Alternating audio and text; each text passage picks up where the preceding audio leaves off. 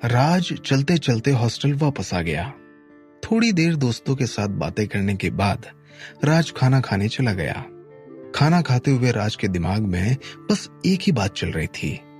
मैंने जिन लफंगों को पीटा है उन सभी ने मेरा चेहरा देखा हुआ है। अब आखिर उन्हें मुझे ढूंढने में कितना समय लगेगा? कब वो मुझे ढूंढते हुए स्कूल तक आ जाएंगे? राज ने मन ही मन सोचा।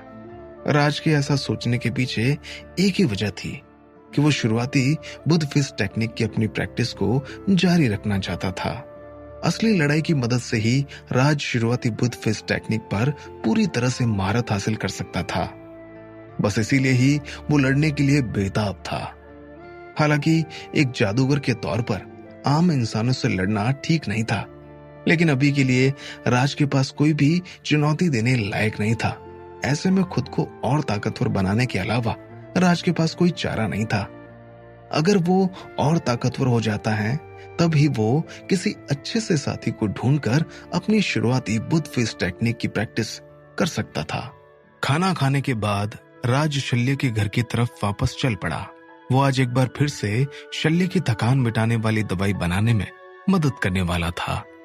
इस बार शल्य 2 और जड़ी बूटियां मिलाकर थकान मिटाने वाली दवाई को और भी असरदार बनाने की कोशिश करना चाहता था। दवाई बनाते बनाते शाम ढल गई। ये बहुत बढ़िया हुआ।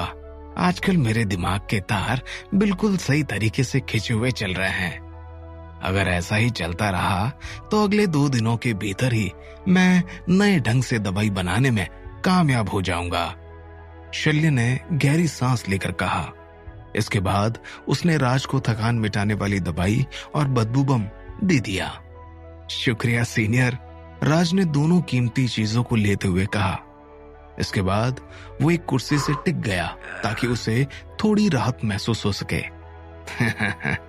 इसके अलावा कल मिस्टी अग्निशमन लाने वाली हैं। इसके बाद तुम उसका इस्तेमाल करके आग पर काबू भी सीख सकते हो। देहरादून छोड़ने के पहले मैं तुम्हें जादूगरों के तरीके से दवाई बनाना सिखा दूंगा, शल्य ने हंसते हुए कहा। शल्य ने पहले ही मन बना लिया था कि जैसे ही उसका थकान मिटाने वाली दवाई पर काम खत्म होगा वो देहरादून छोड़कर चला जाएगा और अब राज के पास जादुई नुस्खों को सीखने का बस इतना ही समय बाकी था। कोई दिक्कत नहीं, लेकिन सीनियर आप इतना जल्दी देहरादून छोड़कर जा रहे हैं? राज ने कहा। उसे शल्य की मदद करने में काफी खुशी होती थी। शल्य के कारण ही राज जादुई दवाइयों को और भी ज्यादा गहराई से जान पाया था। शल्य ने अभी तक राज को जितना भी सिखाया था वो भी राज के लिए किसी बेशकीमती खजाने से कम नहीं था। मैं काफी लंबे समय से यहाँ हूँ। अगर मैं कुछ दिन और यहाँ रुका तो दवाइयों का पूछते हुए यहाँ कई लोग आने लगेंगे जो कि मेरे लिए सिरदर्द हो जाएंगे, शल्य ने अपने एक्सपेरिमेंट का डाटा लिखते हुए कहा और आगे पूछा।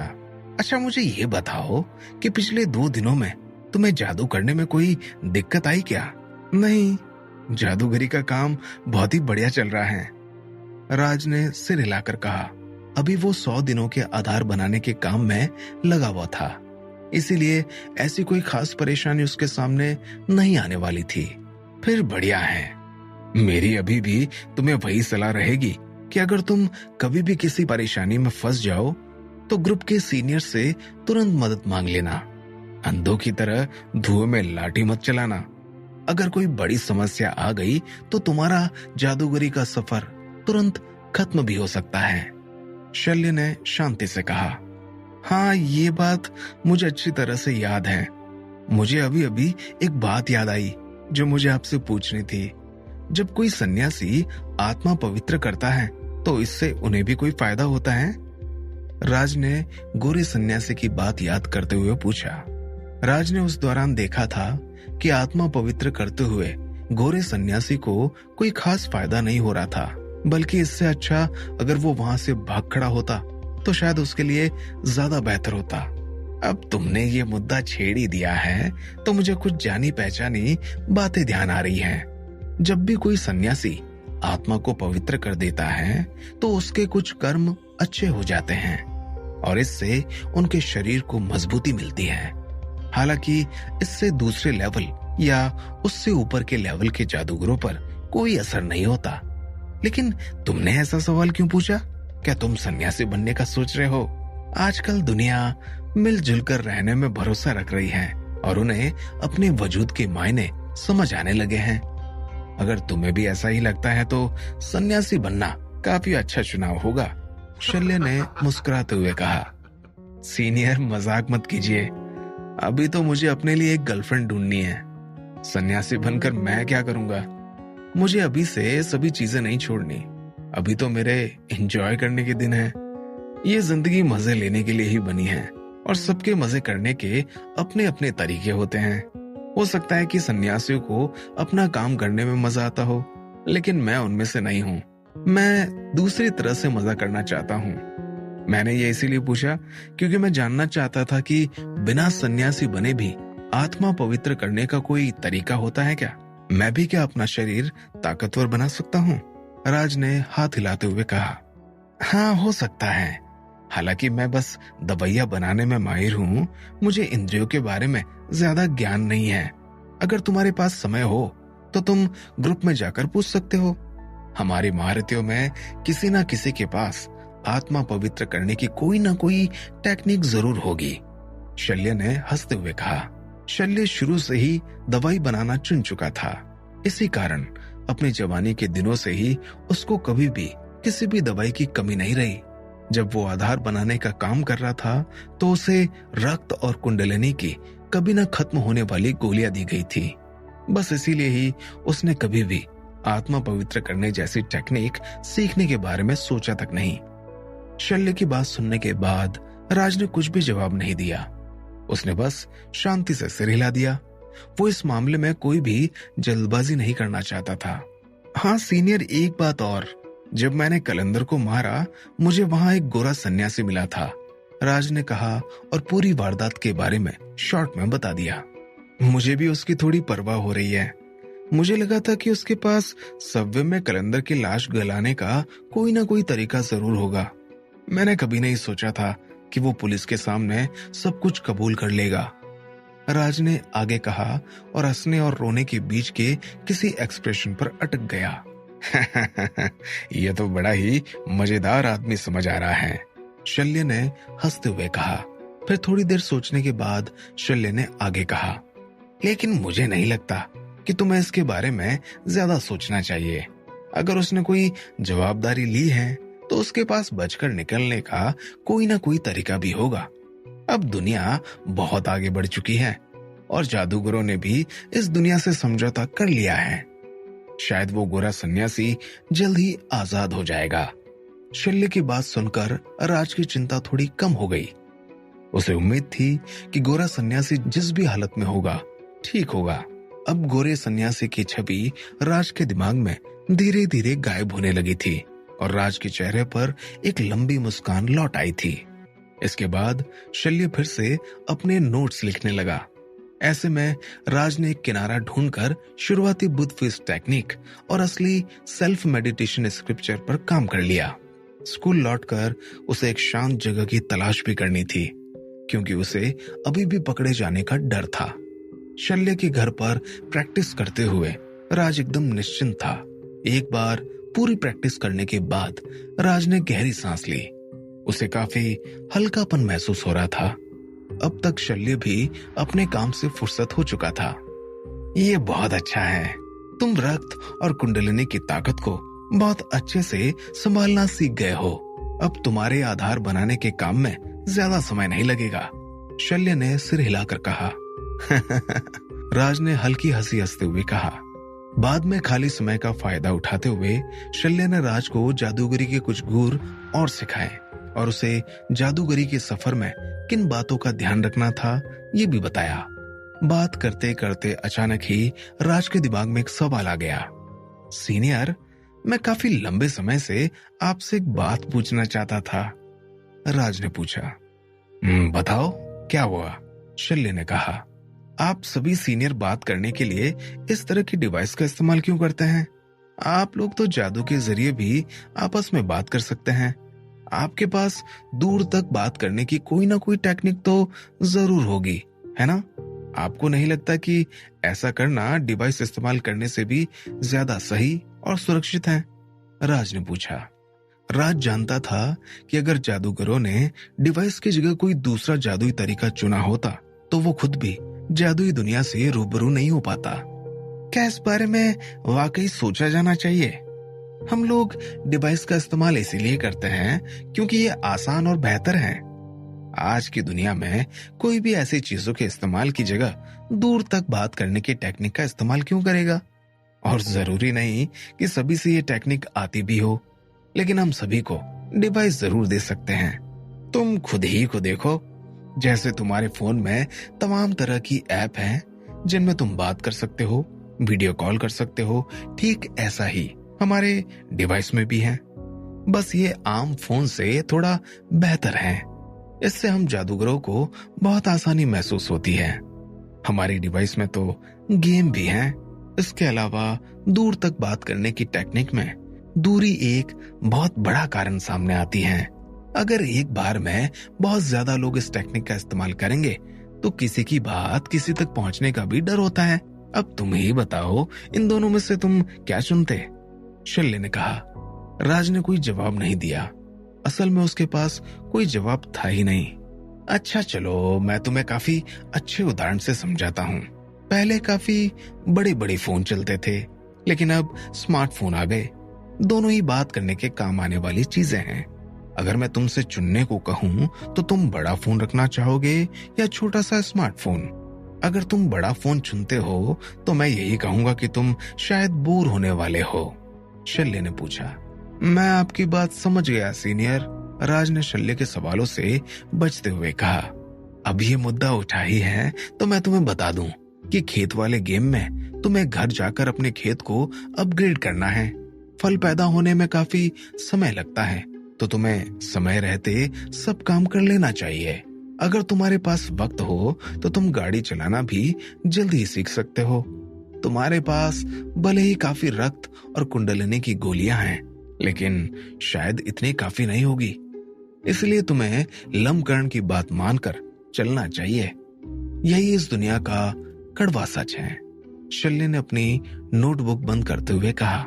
राज ने इस बात पर भी कुछ नहीं कहा और बस सिर हिला दिया। क्या राज कलंदर के ग्रुप को ढूंढ पाएगा? अब राज के सामने कौन सी नई समस्या आने वाली है? रात चढ़ते चढ़ते राज ने शल्य को अलविदा कहा और वापस होटल के रास्ते चलने लगा। तभी उसके पास यासिन का मैसेज आया। ये मैसेज दौड़ के नतीजे के बारे में था, जिसमें राज जीत चुका था। हालांकि राज की गैर मौजूदगी में उसके दोस्त गणेश ने उसका मेडल लिया था। इसके बाद यासिन ने राज को रात के खाने के बारे में पूछा। राज यासिन का इशारा समझ रहा था। उसे अच्छे से पता था कि यासिन ने इस तरह का मैसेज क्यों किया। ये मैसेज देखकर ही राज को यासिन की ट्रीट याद आ गई कि वो यासिन की मदद के बदले में उसे पार्टी देने वाला था। यासिन की मदद की बदौलत ही राज कलंदर तक पहुंच पाया था, वरना शायद कलंदर राज के चंगुल से बचकर निकल गया होता। यासिन ने ही कम से कम समय लेकर राज को दवाई की दुकान की जानकारी दी थी। अगर राज को ये जानकारी ना मिली होती तो वो कभी उस दुकान की तरफ समय पर नहीं पहुंचता और ना ही उसकी भिड़ंत कलंदर से होती, और ऐसे में कलंदर मौत के घाट भी नहीं उतर पाता। हालांकि यासिन का मैसेज देखते देखते राज को पहाड़ी महारथियों के ग्रुप के मैसेज याद आने लगे। लम्बकर्ण ने राज से एक मैसेज में ड्राइविंग सीखने के बारे में कहा था। इसके बदले राज को इनाम मिलने वाला था, इसीलिए राज को ये काम करना ही था। शायद अब मुझे ड्राइविंग लाइसेंस के लिए अप्लाई कर देना चाहिए। क्या मुझे खेत वाले गेम्स के लिए कोई मेंबरशिप भी खरीदनी होगी? मुझे तो अभी तक ये गेम जरा भी समझ नहीं आता। न जाने ये उम्र में इतने बड़े बड़े सीनियर ऐसा कोई गेम क्यों खेलते हैं। आखिर सब्जियां चुराने में किसी को मजा कैसे आ सकता है? राज ने मनी मन सोचा। राज ने लंबे समय से इस तरह का कोई गेम नहीं खेला था। राज ने मन बनाया कि अब जब भी वो अपनी डिवाइस खोलेगा तो मूड होने पर अक्सर ये गेम खेल लिया करेगा, वरना उसे गेम अपने आप चलते रहने पर ही छोड़ना पड़ेगा, और वो न तो ऐसे में कभी गेम सीख पाएगा, न ही वो कभी भी किसी की बराबरी कर पाएगा। हालांकि अब जब पहाड़ी मारुतियों के इतने सारे लोग इस गेम को लगातार खेल रहे थे, तो राज के पास इसे खेलने के अलावा और कोई चारा नहीं बचा था। राज किसी न किसी बहाने अपने सीनियर्स का दिल जीतना चाहता था। अब ऐसे में चाहे उसे कोई बचकाना गेम ही क्यों ना खेलना पड़े, राज को लगने लगा था कि शायद किसी दिन कोई सीनियर उसके गेम को देखकर ही खुश हो जाए और बदले में उसे कोई तोहफा दे दे। भले ही ये बात सुनने में अजीब हो, लेकिन ऐसा होना भी मुमकिन था। राज को इतना तो समझ आ गया था कि इस खेत वाले गेम को खेलने में ज्यादा समय नहीं लगने वाला था। ऐसे में अपने फायदे को देखते हुए वो गेम खेल सकता था। मुझे काफी चीजें करनी थी, लेकिन अब मैं पूरी तरह से फ्री हो गया हूँ। तुम लोग कहाँ हो बताओ, मैं वहीं आ जाता हूँ। मुझे अपना वादा अच्छे से याद है और मुझे अब भूख भी लगाई है, तो मैं तुम्हें और बाकी लोगों को तुम्हारी पसंदीदा जगह ले जाने के लिए तैयार हूँ, राज ने यासीन को मैसेज करते हुए कहा। जवाब में यासीन ने अपनी लोकेशन हॉस्टल बता दी। इसके बाद राज हॉस्टल की तरफ ही चला गया। वहां से वो सभी यासीन के पसंदीदा रेस्टोरेंट में खाने चले गए। अच्छे से रात का खाना खाने के बाद उनके पास और कोई प्लान नहीं था, इसीलिए वो सभी हॉस्टल वापस आ गए। सभी ने इतना खाना खा लिया था कि अब कुछ और करने की किसी की भी हिम्मत नहीं बची थी। वो बात अलग थी कि बातें करने के लिए उनका पेट हमेशा ही खाली था। हालांकि सभी के हिस्से ऐसी चीजें नहीं थी। राज की कहानी इन सभी से थोड़ी अलग थी। आज में राज के साथ काफी कुछ हो गया था। सुबह 5 किलोमीटर की दौड़, फिर कलंदर को ढूंढने का लंबा और थकान भरा सफर, और फिर कलंदर की मौत के बाद रूबी के साथ हॉस्पिटल जाना। इसके बाद जब कसर रह गई थी तो शल्य के साथ दवाई बनाने के काम ने वो भी पूरी कर दी थी। और अब इतना खाना खा लिया था कि शरीर में सिर्फ आलस रह गया था। इतना सब होने के बाद राज लगभग सभी तरह की चीजें एक्सपीरियंस कर चुका था। भले ही राज के पास अभी रक्त और कुंडलिनी की गोलियां थी, लेकिन उसके अंदर इतनी हिम्मत बाकी नहीं थी कि वो इन्हें खाने का सोच सके। इसीलिए थोड़ी देर तक अपने दोस्तों से बात करने के बाद राज सोने के लिए चला गया। राज बुरी तरह से थक चुका था। सोने के पहले राज ने अपनी बची कुची दिमागी शक्ति को इकट्ठा किया और चौकन्ना होने की टेक्निक एक्टिवेट कर ली। इसके बाद वो सपनों की दुनिया में पहुंच गया। रात के आधे भाग में राज गहरी नींद में था, लेकिन दूसरे आधे भाग में उसे एक कमाल का सपना आया। उस सपने में राज काफी समय पहले पहुंच गया था। ये कौन सा साल था, इस बारे में राज को खबर नहीं थी। हालांकि लोगों के कपड़ों को देखकर इतना पता लगाया जा सकता था कि ये उसके पैदा होने के पहले की बात थी। तब सपने में राज को पता चला कि वो एक कफन बेचने वाले का बेटा है। उस लड़की के चेहरे पर कोई एक्सप्रेशन नहीं है, शायद इसीलिए कि वो कफन के करीब रहता था। आखिर ये कैसा सपना है? नींद में ही राज के दिमाग में यही ख्याल आ रहा था। लोगों के हिसाब से आपको जो भी सपने आते हैं वो आपकी देखी हुई चीजों का रिफ्लेक्शन होते हैं। हालांकि राज ने ऐसा कभी कुछ देखा नहीं था। सपने में समय तेजी से गुजर गया। जब राज यानी कि सपने वाला लड़का 4 या 5 साल का हुआ तो उनके गांव से एक बाबा निकले। उसके हुनर को देखकर बाबा ने उसे अपना शागिर्द बनाने का मन बना लिया। लड़के ने भी बाबा को निराश नहीं किया। एक बार सोचे बिना ही लड़का बाबा के साथ उनका शागिर्द बनने निकल पड़ा। ऐसा करते हुए उसे अपने बाप का ख्याल भी नहीं आया। कुछ सालों तक प्रैक्टिस करने के बाद उसे समझ आया कि उसके उस्ताद खुद ही किसी चीज में माहिर नहीं है और उन्हें सभी चीजें बस आधी अधूरी ही आती हैं। एक बस भूत बुलाने की टेक्निक में वो थोड़े बेहतर हैं, जिसकी प्रैक्टिस लड़का अभी तक कर रहा था। हालांकि उस बाबा की ये टेक्निक भी बाकी टेक्निक की तरह ही अधूरी थी और इसी कारण वो दूसरे लेवल तक भी नहीं पहुंच पाया था। कुछ और साल बीतने पर उस बाबा का कत्ल हो गया। क्योंकि ये लोग शैतानी जादू करने का काम करते थे, इसीलिए उन्होंने गुस्सेल भूत बना दिया था। उसी ने बाबा के टुकड़े टुकड़े कर दिए थे। अब राज यानी कि सपने वाला लड़का बड़ा हो चुका था और वो बस खुद के भरोसे बचा था। बाबा के मरने के बाद वो बहुत ज्यादा बदल गया था। अब वो हर चीज से चौकन्ना रहने लगा था। जैसे जैसे उसकी ताकत बढ़ रही थी, उसकी हिम्मत कम होती जा रही थी। बाद में उसकी जिंदगी मूवी के विलन की तरह बुरे रास्ते पर चलने लगी। अपना लेवल बढ़ाने के लिए वो गलत तरह से जादू की प्रैक्टिस करने लगा। ऐसा करते हुए वो गलत ढंग से भूतों को कैद करने की कोशिश करने लगा और उनसे जुड़ी जगह ढूंढने लगा। उसका बस एक ही मकसद था कि एक भूत को पकड़कर उसकी ताकत का इस्तेमाल करते हुए अपने लेवल को बढ़ाना। भूतिया जादू के रास्ते पर चलते हुए उसने हर शैतानी काम करने की कोशिश की। वो पहाड़ी महारती से जुड़ा, लेकिन उसकी सच्चाई सामने आते ही उसे निकाल दिया गया। इसके बाद उसने कातिलों का अपना एक ग्रुप बना लिया। खजाने की खोज करते करते एक दिन वो भूत को पकड़ने के करीब पहुंच गया। उस जगह का नाम था भूतनाथ मंदिर। इस जगह की खास बात यह थी कि इसके अंदर पहले से ही भूत मौजूद था। ये देखकर राज यानी कि सपने वाला आदमी बन चुका लड़का खुशी से झूम उठा। ये कोई सपना नहीं है, राज ने फिर से नींद में ही मन ही मन सोचा। जैसे ही राज के सामने भूतनाथ मंदिर आया था, उसे सपने की चीजें समझ आने लगी थी। उसे लगने लगा था कि ये कलंदर की यादें हैं। क्या मैं कलंदर का सपना देख रहा हूं? आखिर ऐसा क्या हुआ कि मुझे उसका सपना आ रहा है? राज ने हैरान होकर सोचा, लेकिन सपना जारी रहा। एक दिन भूतनाथ मंदिर जाने पर वो आदमी बहुत निराश हुआ, क्योंकि उसे आने में थोड़ी देर हो गई थी। किसी ने पहले ही भूतनाथ मंदिर आकर बंधन मंत्र का जाप कर दिया था। इस मंत्र को देखकर ही वो समझ गया था कि ये किसी माहिर जादूगर का काम था। ऐसे में उस महारथी का ध्यान अपनी तरफ लाकर अपनी ही मौत को चुनौती देते हुए बंधन तोड़ने की कोशिश करना उसे ठीक नहीं लगा। लेकिन भूतों की जन्नत सामने होने के बावजूद खुद पर काबू कर पाना आसान कैसे हो सकता था? वहां एक भूत था, एक भूत। उसने मन बनाया कि अगर वो बंधन नहीं तोड़ सकता तो वो किसी ऐसे को लेकर आएगा जिसे बंधन तोड़ना आता हो। किसी के बलिदान से भी वो इस बंधन को तोड़ने को तैयार था। हालांकि इस बंधन को बड़े आसान तरीके से बनाया गया था कि इसीलिए उसे बस बंधन के केंद्र को ढूंढकर उसे खत्म करने की जरूरत थी।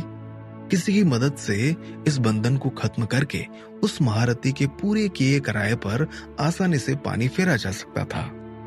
इसके बाद उसने अपना वेश बदल लिया और भूतनाथ मंदिर को बंद करवा दिया। कुछ लोग पहले से ही भूतनाथ मंदिर के विरोध में थे, तो उसे ऐसा करने में ज्यादा परेशानी का सामना भी नहीं करना पड़ा। हालांकि और लोगों की मदद के बावजूद भी वो कई सालों तक मेहनत करता रहा, लेकिन उसे बंधन का केंद्र नहीं मिला। भूतनाथ मंदिर के बंद होते ही बंधन का पहला कवच तबाह हो चुका था। अब वो अपने साथ अपनी बलि साथ लेकर जा रहा था।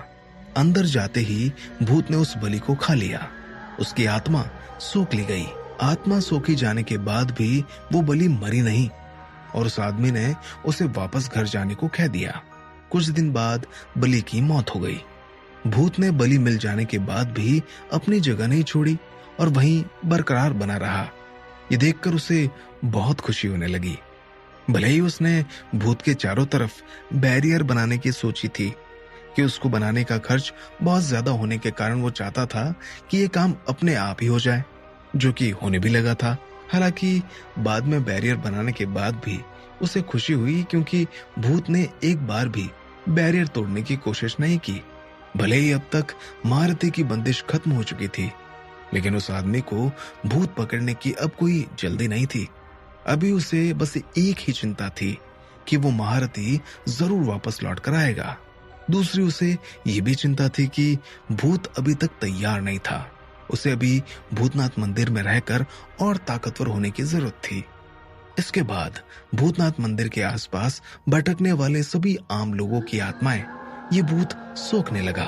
वक्त गुजरते गुजरते वो आदमी अब भूतनाथ मंदिर वाले शहर में ही रहने लगा और अपनी भूत की तरक्की देखता रहा।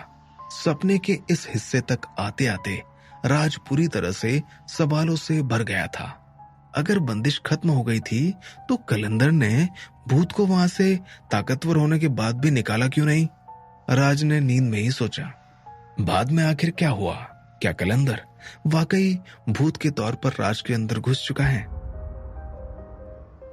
सपने में राज या कहें कि कलंदर भूतनाथ मंदिर के पास करीब 10 साल तक रहा। वो जिसका इंतजार कर रहा था वो वहां कभी नहीं आया और अब कलंदर के भूत की ताकत वापस लौटने का समय नजदीक था। कलंदर बहुत खुश था। उसे लगने लगा था कि भूतनाथ मंदिर में दूसरा भूत छोड़ने वाले को ना तो भूत की चिंता थी न भूतनाथ मंदिर की। वो अपना काम करके भूल गया था, लेकिन कलंदर को इसका फायदा होने वाला था। उसका बम्पर इनाम उसका इंतजार कर रहा था। एक भूत के बदले दूसरा भूत मिल जाना कलंदर के लिए खुशी की खबर थी। अगर इसी तरह थोड़ा समय और बीत गया तो वो आसानी से अपने भूत को अपना सकता था। शायद ये जगह उसके लिए किस्मत वाली थी। यहाँ कई साल गुजारने के बाद अब उसके हक में शायद 2 भूत आने वाले थे। ये तो किसी वरदान से कम नहीं था। ऐसी बात कलंदर अपनी जिंदगी में नहीं भूल सकता था। उसकी जिंदगी में आज तक इतनी खुशी का कोई पल नहीं आया था। वो खुशी में झूम रहा था। कलंदर की खुशी का अब कोई ठिकाना नहीं था। वो 7वें आसमान पर था। जब उसे दोनों ताकतवर भूत मिल जाएंगे तो भले ही उसके भूतों को बुलाने की टेक्निक पूरी ना हो, लेकिन वो फिर भी अपने खास हुनर की बदौलत नए लेवल तक पहुंच सकता था और अपनी उम्र भी बढ़ा सकता था। वो ताकत के ऐसे मुकाम पर पहुंचने वाला था जहां पहुंचने का वो अक्सर सपना देखा करता था। एक ऐसी ताकत जिसे पाकर वो कुछ भी करने के काबिल बन सकता था और कई जादूगरों को हराकर इसके आगे बढ़ना और आसान बन सकता था। अब जादूगरी के सभी मुकाम उसका इंतजार कर रहे थे, लेकिन कलंदर से एक गलती हो गई थी। यूं तो सब कुछ अच्छा था, सब कलंदर के हिसाब से हुआ था। भूत पकड़ने तक की कहानी कलंदर के हिस्से में ही थी, लेकिन उसने कुछ ऐसा कर दिया जिसका उसे ताउम्र पछतावा रहने वाला था। एक ऐसा काम जो शायद उसे कभी नहीं करना चाहिए था, लेकिन इसको बदल पाना किसी के भी हाथ में नहीं था। तीर धनुष से निकल चुका था और अब बिना निशाने पर लगे उसे वापस नहीं बुलाया जा सकता था। कलंदर की किस्मत एक ऐसे ही निशाने पर पहुंचने वाली थी। उसने अपने भूत को भूतनाथ मंदिर और ज्यादा ताकतवर होने के लिए भेजा था और शायद यही उसकी जिंदगी की सबसे बड़ी गलती साबित होने वाली थी। अगर कलंदर किसी और ढंग से अपने भूतों को ताकतवर कर लेता तो शायद उसकी किस्मत चमक सकती थी, लेकिन उसे भूतनाथ मंदिर भेजना एक बुरे सपने में बदलने वाला था। जहां कलंदर 2 भूत मिलने की खुशी मना रहा था, वहीं एक नया गम उसके इंतजार में खड़ा था। अपने भूत को भूतनाथ मंदिर भेजने से वो उस भूत को बाहर निकालने में नाकामयाब हो चुका था। वहां कोई खास बंदिश लगी हुई थी और कलंदर इस बंदिश को नहीं तोड़ सकता था। ये उसकी मालिक की बंदिश थी जिसने दूसरा भूत वहां छोड़ा था। उस मालिक के वापस ना आने पर खुश होने वाला कलंदर अब उस मालिक के आने की मिन्नतें कर रहा था, क्योंकि इन बंदिशों पर कलंदर का कोई जोर काम नहीं आने वाला था। यहाँ कुल 6 तरह की अलग अलग बंदिशें थी जिन्हें तोड़ना नामुमकिन था। इतनी ताकतवर बंदिशों को लगा पाना ही किसी ताकतवर जादूगर की बस की बात थी और उन्हें खत्म करने के लिए उस जादूगर से भी आगे निकलना जरूरी था। अगर ताकत का लेवल इस हद तक ना हुआ तो अपनी जिंदगी की खैर मनाने के अलावा और कोई चारा नहीं बचता था। कलंदर ने भूतनाथ मंदिर में जाने की कोशिश तो करके देखी, लेकिन अगर कलंदर वहां से बचकर ना भागता तो शायद उसकी जिंदगी वहीं खत्म हो सकती थी। पहले तो ये बंदिशें ठीक ढंग से काम भी नहीं करती थी, लेकिन जब कलंदर ने मंदिर के अंदर घुसने की कोशिश की और अपने भूत की ताकत के बारे में जानना चाहा, तभी ये बंदिशें एक्टिवेट हो गई और कलंदर मंदिर के अंदर भी नहीं घुस पाया। वही भूतनाथ मंदिर जहां उसके सालों की मेहनत से तैयार भूत उसका इंतजार कर रहा था, अब कलंदर के लिए नामुमकिन जगह बन चुकी थी। एक ऐसी जगह जहां इतनी ताकतवर बंदिशें थी जिनके होते हुए कलंदर अपने भूत को भूल जाए तो बेहतर था।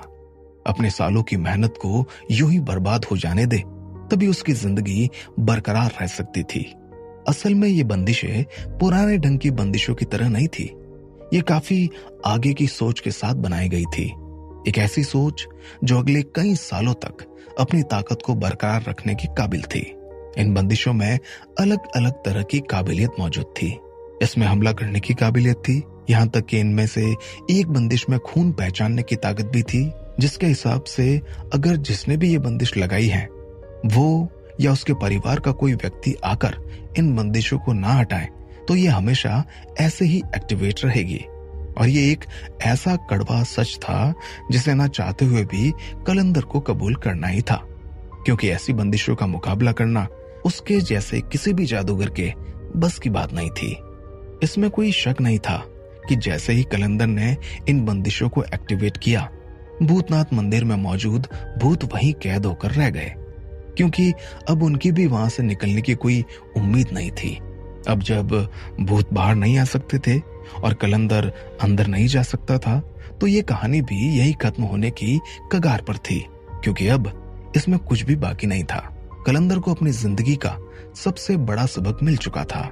उसने अपने घमंड के चलते ऐसा कुछ कर दिया था जो उसे शायद कभी भूल कर भी नहीं करना चाहिए था। उसमें जितनी काबिलियत थी उसके हिसाब से इन बंदिशों को तोड़ पाना उसके लिए नामुमकिन था। अब भूतनाथ मंदिर को दूर से देखने के अलावा कलंदर के पास कोई चारा नहीं बचा था। दिन और साल गुजरने लगे, उसे दुनिया बुरी लगने लगी। जब कलंदर ने अपनी जान को दांव पर लगाकर भूतनाथ मंदिर में घुसने का मन बनाया, तो उसी दिन एक लड़का और एक लड़की भूतनाथ मंदिर की ओर गए। एक बात कुछ अलग थी, क्या मैं ऐसा देख रहा हूं जहां मैं खुद मौजूद हूं? इस समय तक आकर राज को सपने में बहुत अजीब लगने लगा था। उसे मालूम था कि अब सपने में क्या होने वाला था। उसे लगा कि कलंदर वाकई अलग था। जैसी जिंदगी कलंदर ने एक जादूगर होते हुए बिताई, वैसी जिंदगी को आम इंसान भी नहीं बिता सकता। इसके सपने में वही हुआ जो राज ने सोचा था।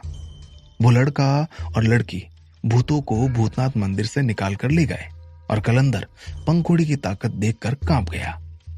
इसके बाद कहानी एक अलग मोड़ पर पहुंच गई। यहां अब कुछ भी अच्छा नहीं था। तुम अपनी जिंदगी की भीख मांगते हो? मैं तुम्हें मौत के अलावा और कुछ नहीं देने वाला, एक लड़के ने कलंदर को देखकर कहा। उस लड़की को देखकर राज को कलंदर पर तरस आया, क्योंकि वो लड़का राज खुद था और राज को बड़ी शर्मिंदगी हो रही थी। वो शर्म के मारे गड्ढा खोदकर उसमें सिर छुपाना चाहता था। वो नहीं चाहता था कि कलंदर उसकी बात का जवाब दे, क्योंकि इस जवाब के बाद कलंदर का इस दुनिया में काम खत्म होने वाला था। सपना फिर से बदलने लगा। तलवार, लड़के ने 2 तिलिस्म पैदा किए और कलंदर 4 टुकड़ों में कट गया। मैं तुम्हें श्राप देता हूं कि इसके बाद मैं ताउम्र भूत बनकर अपना बदला लेकर रहूंगा। सपने में राज ने कलंदर के तौर पर चिल्लाया। नफरत और सिर्फ नफरत। चारों तरफ सिर्फ और सिर्फ नफरत बची थी। उसे हर चीज से नफरत थी। उसने अपनी ट्रेनिंग पूरी क्यों नहीं की? उसने अच्छा रास्ता क्यों नहीं चुना? उसने उस लड़के पर भरोसा क्यों किया कि वो उसकी जान बख्श देगा? अब भूत बनकर इस लड़के से बदला लेना ही एकमात्र मकसद बाकी था। कभी ना खत्म होने वाली नफरत और कलंदर का श्राप, इस बारे में सोचते ही राज की नींद खुल गई। अपना सिर उठाकर राज ने देखा कि उसका रूममेट खर्राटे लेकर सो रहा है। राज ने अपनी दिमागी शक्ति का इस्तेमाल करके आसपास की बातों पर ध्यान दिया। आसपास कोई भी अजीब चीज महसूस नहीं हो रही थी। मुझे आखिर ऐसा अजीब सपना क्यों आया? क्या ये बस इसीलिए था कि मैंने कलंदर का सिर काट दिया? क्या ये वाकई सच है कि आप जो भी देखते हो वही आपके सपनों में भी दिखता है? राज ने मन ही मन कहा। राज को ये सब नामुमकिन लग रहा था, क्योंकि ये सिर्फ अगर राज के दिन के बारे में होता तो उसे ये सपना इतना असली नहीं लग रहा होता। ये सिर्फ एक सपना नहीं था, ये कलंदर की यादें थी। राज को ऐसी भी बहुत सी चीजें दिखी थी जिनके बारे में राज को कोई खबर तक नहीं थी। क्या ये वाकई कोई श्राप था या मुझ पर कलंदर का साया आ गया है? राज को अभी अभी कलंदर के आखिरी शब्दों का एहसास हुआ था, जबकि असलियत में तो उसने कलंदर के ये शब्द ठीक से सुने भी नहीं थे। राज समझ गया कि कलंदर के श्राप में इतनी नफरत थी कि उसे ऐसा सपना आ गया। ऐसे तो काम नहीं चलेगा, मुझे शल्य से कल इस बारे में बात करनी होगी। मुझे उनसे ही पता चलेगा कि मैंने अपने सपने में जो कुछ भी देखा वो कोई श्राप था भी या नहीं। अगर मैंने जल्द ही सच का पता नहीं लगाया तो मुझे ऐसे ही परेशान होते रहना होगा, राज ने धीमे से बड़बड़ाया। अगली सुबह गर्मी पहले की तरह ही बरकरार थी, लेकिन आज स्पोर्ट इवेंट के दर्शक बढ़ चुके थे। जब से राज को सपना आया था वो तभी से जाग रहा था।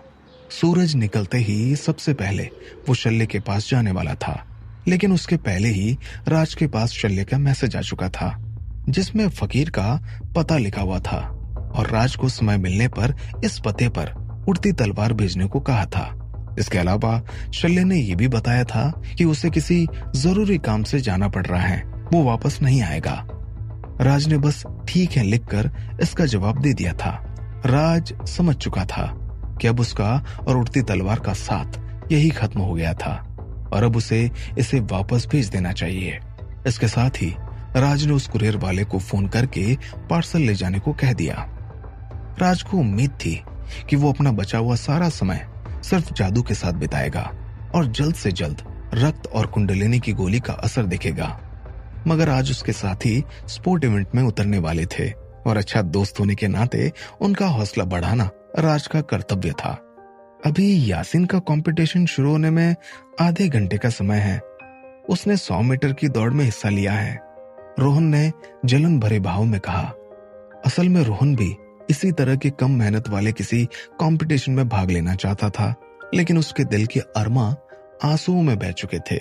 यासीन रोहन से एक कदम आगे था और उसने पहले ही अपना नाम दे दिया था, इसीलिए रोहन को 800 मीटर की रिले रेस में भाग लेना पड़ा था। यासीन अपने कपड़े बदलकर अपने आप को दौड़ के लिए तैयार कर रहा था। राज और उसके साथी उसका हौसला बढ़ाने के लिए ट्रैक पर पहुंच गए थे। तभी गणेश के फोन पर कुछ साल पुराना एक गाना बजा। ये गणेश की रिंगटोन थी। इस तरह के गानों को अपनी रिंगटोन बनाकर रखना भी मोटी चमड़ी वाले लोगों के बस की ही बात थी। क्या राज शल्य को सपने की पूरी बात बता पाएगा? क्या कलंदर का श्राप वाकई राज पर असर कर गया था?